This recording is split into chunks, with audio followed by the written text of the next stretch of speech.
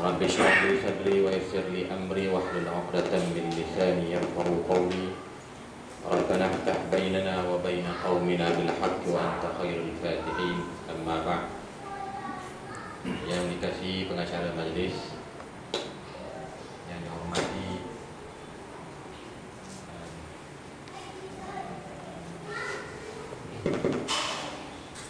dihormati Datuk, tuan-tuan dan puan yang dirahmati Allah sekalian. Alhamdulillah kita berhimpun dalam satu majlis ilmu. Mudah-mudahan kita dirahmati oleh Allah Subhanahu wa taala. Dan tajuk pada malam ini kita cuba melihat mengulang kaji.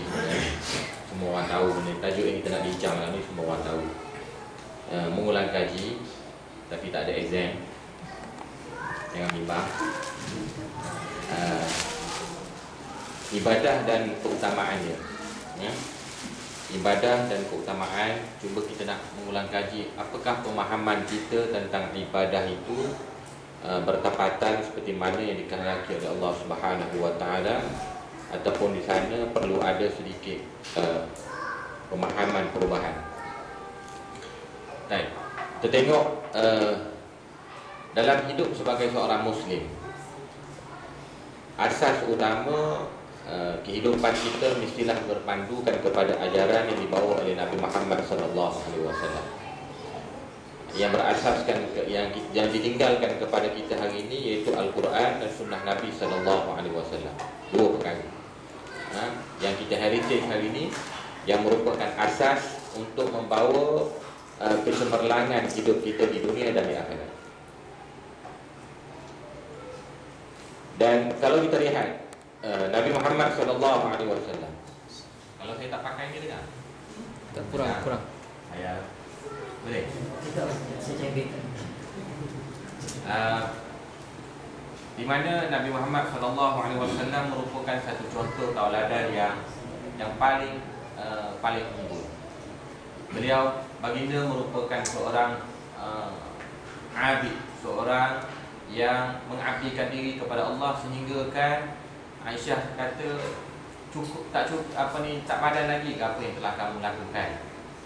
Sehingga kan dijawab oleh Nabi, afala akuna abdan syakura, tidak bolehkah kalau aku ni nak jadi seorang hamba yang bersyukur kepada Allah Subhanahu wa taala. Walaupun baginda merupakan seorang yang maksum, yang dikawal oleh Allah Subhanahu wa taala daripada melakukan dosa dan kesalahan sebelum dibangkitkan dan sehinggalah baginda wafat. Tetapi kalau kita lihat bagaimana ibadat Nabi SAW berbanding dengan ibadat orang lain, seorang abid. Dan kita lihat juga baginda merupakan pemimpin, contoh tauladan.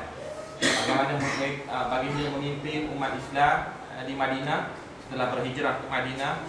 Bagaimana baginda berurusan dengan pihak-pihak luar yang kita panggil hari ini hubungan antara bangsa dan sebagainya.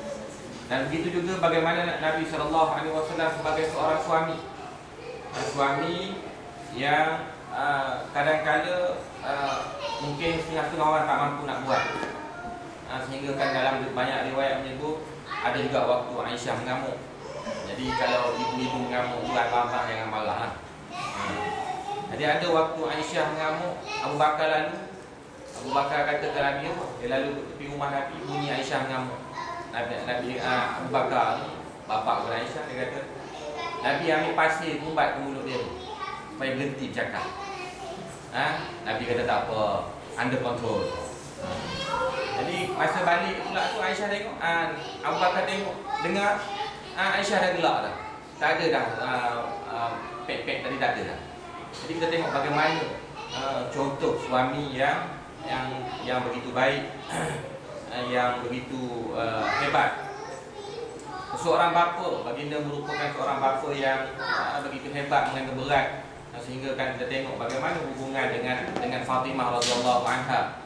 Sekalipun ketika mana waktu itu sibuk, kita tengok penyayangnya Rasulullah sallallahu alaihi wasallam. Kalau kita nak hurai benih saja pun cukup dah 1 jam. Tapi kita bukan nak tengok benda ni. Kita nak tengok contoh bahawa Nabi Muhammad sallallahu alaihi wasallam ini merupakan sumber panduan kepada kita, bukannya orang lain. Tak perlu pergi kepada orang lain.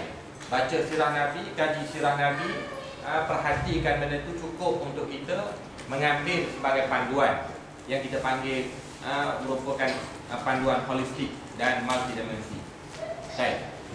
Kita tengok ibadah ni apa yang kita nak bincangkan malam ni.